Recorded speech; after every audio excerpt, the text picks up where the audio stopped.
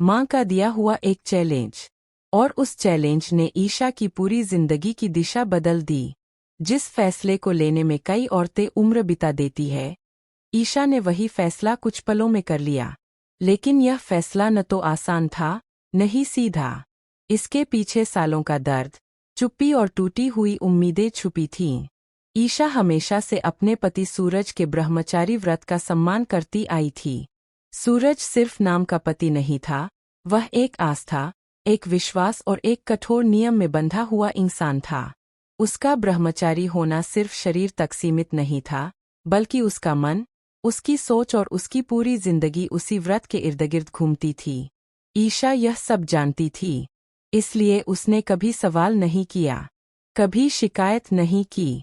उसने अपनी हर इच्छा को दिल के किसी कोने में दबा दिया।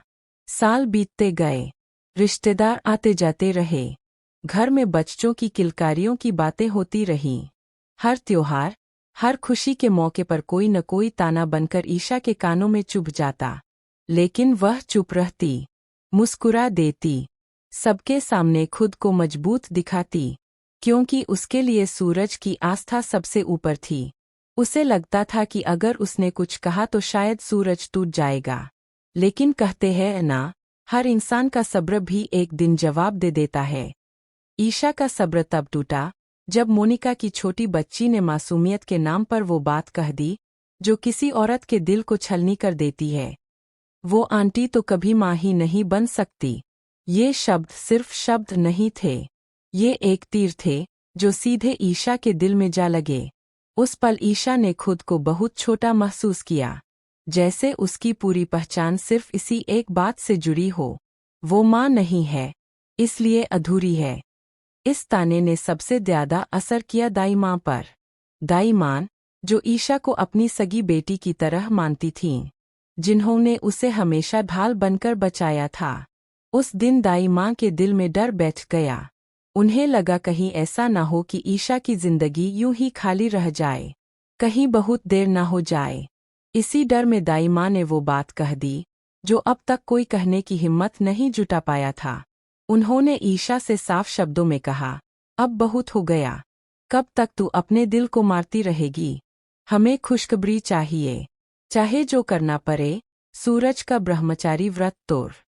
दाई माँ को नहीं पता था कि ये शब्द ईशा के लिए सिर्फ सलाह नहीं, बल्कि एक आदेश बन जाएंगे। और उन्हें यह भी अंदाजा नहीं था कि उसी वक्त दरवाजे के बाहर सूरज खड़ा है और हर शब्द सुन रहा है। सूरज ने सब सुना, लेकिन उसने इसे गंभीरता से नहीं लिया। उसके लिए ये बस गुस्से में कही गई बातें थीं। उसे पूरा भरोसा था कि ईशा ऐसा कभी नहीं कर सकती।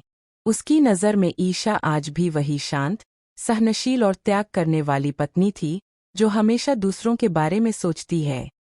रात धीरे धीरे गहराती जा रही थी।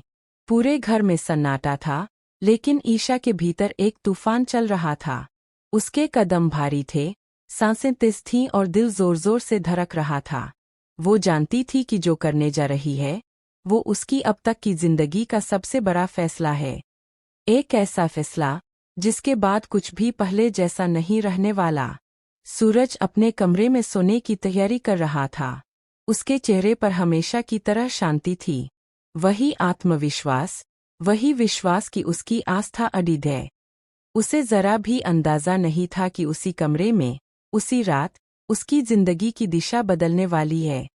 ईशा ने कांपते हाथों से दूध का गिलास पकड़ा। उसकी उंगलियां ठंडी पड़ चुकी थीं।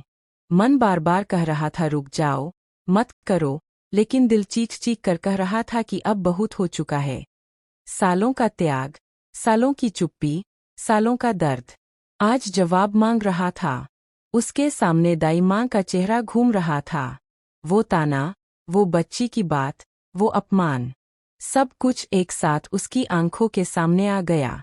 और उसी पल ईशा ने फैसला कर लिया। उसने दूध में नशीली दवा मिला दी। ये कोई साजिश नहीं थी, नहीं किसी को नुकसान पहुंचाने की चाह। ये एक मजबूर औरत का आखिरी कदम था। एक ऐसी औरत जिसने हर रिश्ते का। लेकिन सूरज यह नहीं समझ पाया कि ईशा के अंदर क्या चल रहा था। ईशा के लिए ये शब्द एक चैलेंज बन चुके थे।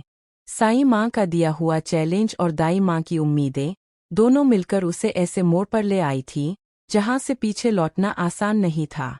पहली बार ईशा ने खुद से सवाल किया, क्या उसकी जिंदगी सिर्फ त्याग के लिए बनी है? क्या माँ बनने की चाह रखना गलत है? इन्हीं सवालों के साथ ईशा उस फैसले की ओर बढ़ चुकी थी जो आने वाले वक्त में सब कुछ बदल देने वाला था और जिसकी कीमत सिर्फ एक इंसान नहीं, पूरा परिवार चुकाने वाला था।